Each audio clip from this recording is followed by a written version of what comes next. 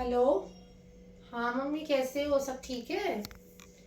बस मैं यही बोल रही थी। और क्या, मेरी आवाज़ आपको पता नहीं है, ऐसे गुस्से में मैं कब बात करती हूँ।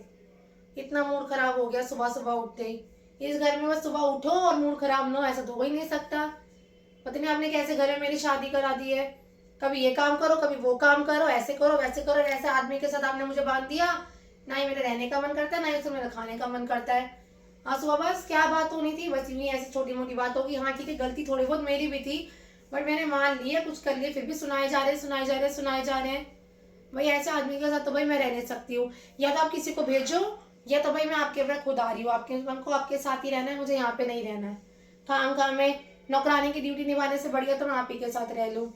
फालतू यहाँ पे नौकरानी की तरह सेवा करो, पानी करो, फिर भी गालियाँ खाओ। मेरे भाई मेरे बस का तो है नहीं।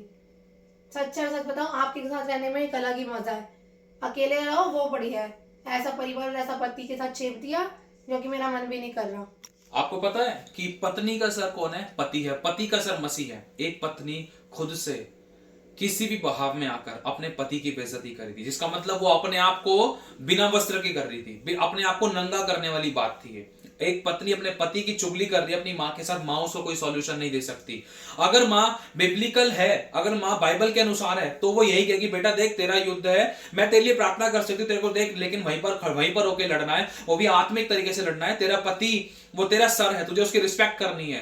तेरा पति चाहे कितना भी बुरा था, वो तेरे व्यवहार के द्वारा बदलेगा। अगर तू अपने युद्ध के मैदान को छोड़कर आएगी, बेटा मैं कब तक रख सकती हूँ? एक माँ, एक सास का, एक माँ की जिम्मेदारी इस तरीके से कि वो अपने बच्चे को इस तरीके से सिखाए। लेकिन एक पत्नी, लिखा है ना, एक बुद्धिमान स्त्री अपने घर को बिगाड़ देती, एक बुद्धिमान स्त्री अपने घर को बना सकती है, बिगड़े हुए घर को बना सकती है। एक मूढ़ स्त्री अपने ही घर को ढा देती है, जो अच्छा वाला घर है उसको ढा देती है अपनी गलतियों के कारण। एक पता है पत्नी ये क्या कर रही थी? अभी एक वाइफ वो अपने हस्बैंड को लेकर चुगली कर रही थी, और हालांकि उसकी खुद भी की भी कुछ गलतियां थी।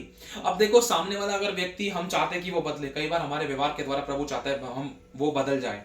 अब दूसरा, प्रभु का वचन कहता है कि तुम जुबान ही से क्यों प्रेम करते हो, कामों के द्वारा भी प्रेम को प्रकट करो। जो चुप रहकर दुखों को सहता है ये परमेश्वर को भाता है। हालेलुया। और प्रभु का वचन कहते हैं तुम्हारी जुबान में जीवन है। तुम अपने पति के बारे में अगर गलत अंगीकार कर रहे हो, गलत शब्द बोल रहे हो, नेगेटिव कन्फेशंस कर रहे हो, तो तुम्हारा पति कैसे बदल सकता है? छोटी छोटी बातों में तुम माइक के फोन घुमा रहे हो। सेम वही बात है कि जब इजरायली मिस्र में बार बार पलट पलट कर देखते थे, तो जिसकी वजह से ना तो वो खुदा की दृष्टि में ग्रहण योग्य हो सके, जिसके कारण ना तो वो प्रतिज्ञा के देश में जा सके। इसी प्रकार से कुछ ऐसी स्त्रियां होती हैं जो अपने घर को खुद ब खुद बिगाड़ देती हैं। बार बार पलट पलट कर फोन करती मम्मा को या भाई को या पापा को या फैमिली में किसी मेंबर को कि मेरा पति ऐसा, मेरी सास ऐसी है, ना कि वो घुटनों में आकर अपने युद्ध को लड़ती। घुटनों में आकर अपने युद्ध को लड़ना, ऐसा क्या है जो खुदा नहीं कर सकता?